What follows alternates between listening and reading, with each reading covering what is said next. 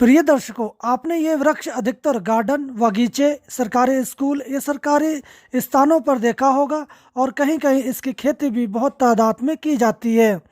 तो इस वृक्ष में एक मीठी-मीठी सी खुशबू या सुगंध आती है। इसके कारण इसको बगीचे या गार्डनों में लगाया जाता है।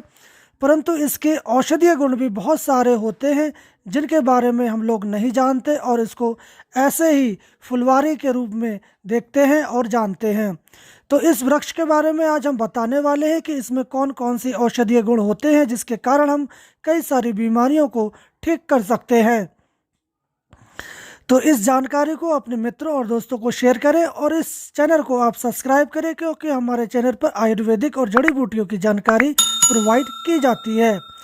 तो इस वृक्ष को हम कनक चंपा, मुस्कंद, परिव्याधी, थाली पत्र के नाम से जानते हैं, क्योंकि इसके पत्ते भिन्न भिन्न आकार के और बड़े बड़े होते हैं। एक पत्ता एक थाली के बराबर होता है।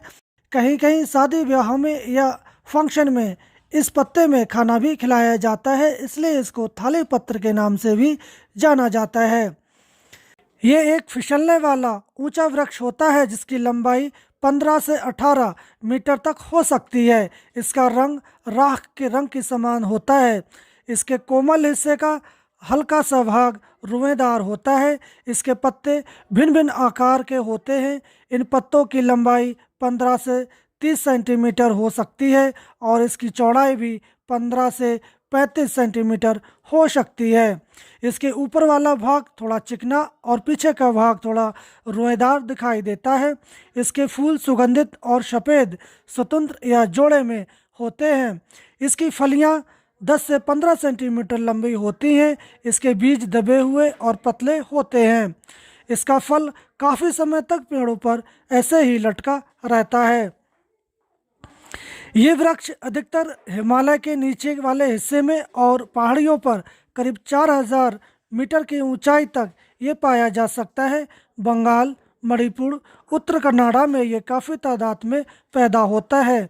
वैसे तो ये भारतवर्ष के सभी हिस्सों में ये कहीं कहीं पाया जाता है। इसका फूल स्वाद में कड़वा, कशैला, पौष्टिक और मृदुविरेचक होता है। ये कृमियों का भी नाश करता है। ये कफ, प्रदाह, रक्त संबंधी तकलीफों में, पेट दर्द, जलोदर का यह निवारण करता है। जख्म, कुष्ठ, मूत्राशय संबंधी तकलीफों में तथा कैंसर जैसे भयंकर बीमारी में भी इसका प्रयोग किया जाता है। इसके पत्तों के ऊपर के वीट या रोएं घाव का खून बंद करने के लिए उपयोग में लाया जाता है। इसके फूल पौष्टिक बतौर काम में प्रयोग लाते हैं। इसके फूल को छिलका जलाकर कमल के साथ पीसकर छोटी माता की फुंसियों में पीप एवं रक्त को रोकने के लिए इसका प्रयोग किया जाता है। कई लोगों के जब सिर में दर्द होता है तो वो दवा खाना अच्छा नहीं समझते, तो ऐसे में आप इसके पत्तों को तोड़ लें और इसका चटनी बना लें। इसमें आप नीलगिरी के पत्ते भी पीस लें और आप इसका चटनी बनाकर सिर पे लेप कर देते हैं तो आपका सिराशूल या सिर दर्द समाप्त हो जाता है।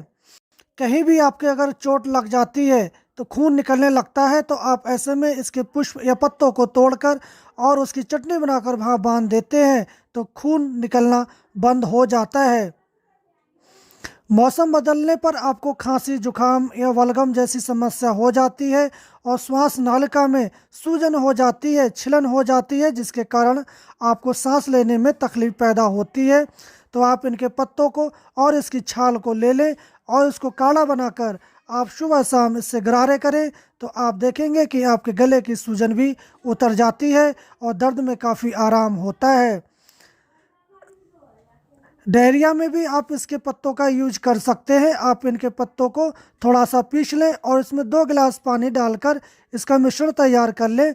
जब इसका पानी आधा रह जाए तो आप इस मिश्रण में आप भुना हुआ जीरा मिलाकर और पेट दर्द वाले व्यक्ति को पिला देते हैं तो उसको डायरिया और पेट दर्द में बहुत ही आराम होता है। इसी प्रकार कनक चंपा के पत्तों का यूज लिकोरिया जैसी समस्याओं को दूर करने के लिए भी आप कर सकते हैं। अभी तक आपने जाना कि कनक चंपा का प्रयोग कौन कौन सी बीमारी में आप कर सकते हैं। अगर आप इसका सेवन किसी विशेष बीमारी में करना चाहते हैं तो अपने नज़दीकी चिकित्सक या आयुर्वेदिक डॉक्टर की निगरानी में या उसके सलाह अनुसार आप इसका प्रयोग कर सकते हैं। तो वैसे तो इसके अभी तक कोई साइड इफ़ेक्ट या नुकसान बताए नहीं गए हैं, फिर भी किसी ने इसका उपयोग किया हो, अगर उसका दुष्प्रभाव दिखाई पड़ा हो तो वो कमेंट बॉक्स में ज़रूर बताएं, ताकि हम अपने जो मित्र हैं उनको इसका बारे में बता सकें और उनसे सचेत कर सकें।